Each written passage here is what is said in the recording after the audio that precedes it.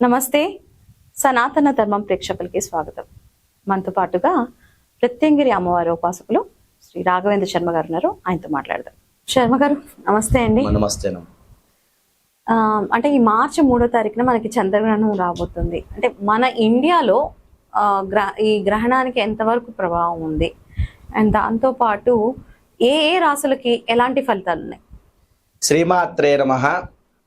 మనకు ఈ సంవత్సరం పాల్గొన శుద్ధ పౌర్ణమి రోజు అనగా 3 మార్చి 2026 సంవత్సరం మంగళవారం రోజున కేతుగ్రాస్త సంపూర్ణ చంద్రగ్రహణం అనేది మన భారతదేశంలో ఉన్నదండి. ఓకే. ఈ యొక్క గ్రహణము స్పర్శకాలం వచ్చేసి 3:19 మొదలవి, మధ్యకాలం వచ్చేసి 5:03, మోక్షకాలం వచ్చేసి 6:49 వరకు ఈ యొక్క గ్రహణం అనేది మనకు ఈ వీటి సమయాలు. ఓకే. ఈ యొక్క రాశి ప్రకారం చూస్తుంటే శుభ రాశులు వచ్చేసి అంటే ఏ రాశి వాళ్ళకి మంచి ఫలితాలు వస్తాయంటే తుల, మకరం, మిథునం, వృషభ రాశి వారికి శుభ సూచకాలు ఉన్నాయండి. ఓకే. మధ్యమ ఫలితాలు వచ్చేసి కన్యా, ధనసు, కుంభం, మేషరాశి వారికి మధ్యమ ఫలితాలు ఉంటాయి. ఓకే. ఏ రాశి వారు చూడొద్దంటే ఎక్కువగా చంద్రగ్రహం ప్రభావం అనేది ఎక్కువగా పుబ్బా నక్షత్రం సింహరాశి మీదకి ఈ గ్రహం ప్రభావం ఎక్కువగా ఉంది. కాబట్టి సింహరాశి జాతకులు, పుబ్బా నక్షత్ర జాతకులు ఆ గ్రహణాన్ని చూడకపోవడం మంచిది.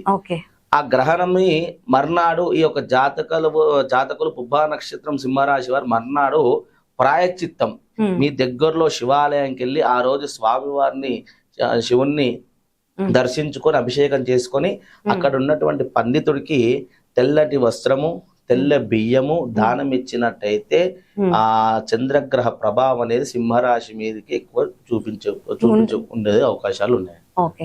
అంటే జనరల్ గా మనం చెప్తూ ఉంటాం గర్భిణీ స్త్రీలు ఏ గ్రహణం వచ్చినా జాగ్రత్తలు పడాలని. అంటే ఏమైనా ఈసారి ఏ చంద్రగ్రహణానికి గర్భిణీ స్త్రీలకి ఏమైనా జాగ్రత్తలు?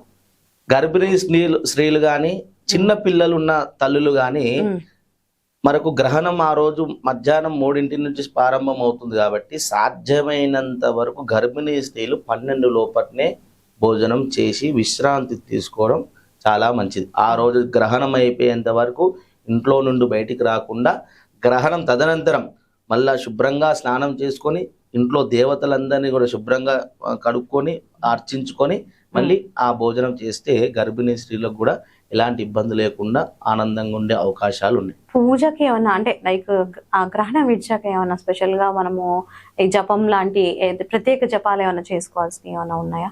గ్రహణం విడిచాక కాకుండా గ్రహణ సమయంలోనే మీ దగ్గరలో మీ ఇంట్లోనే కూర్చొని ఏదైనా దేవనామస్మరణ చేయడం చాలా విశేషం.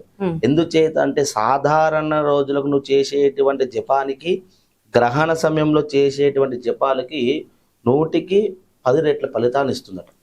కాబట్టి గ్రహణ సమయంలో అందరూ కూడా ఏ మంత్రము జపించినా సరే, మీకు ఏ మంత్రం రాకున్నా సరే పంచాక్షర మంత్రం శివనామ ఓం నమ శివాయ అనుకుంటూ జపం చేసినా సరిపోతుంది, లేదా శ్రీమాత్రే నమః అనుకున్నా సరిపోతుంది, లేదా ఓం నమో భగవతే వాసుదేవాయ అన్నా సరిపోతుంది. ఏ జపం చేసినా కూడా భగవంతుని అనుగ్రహం సంపూర్ణంగా లభిస్తుంది. 108 సార్లు అలా జపం చేసుకుంటే సరిపోతుంది. 108 అనేది కాకుండా ఆ గ్రహణ సమయం అంతా